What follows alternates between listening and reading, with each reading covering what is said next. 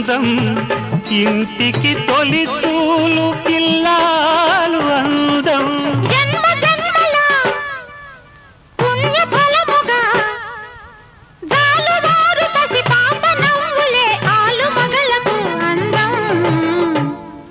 ఇది చెరగని ప్రేమకు శ్రీకారం ఇది మమతల మేడకు ప్రాకారం పండిన కలలకు శ్రీరస్తు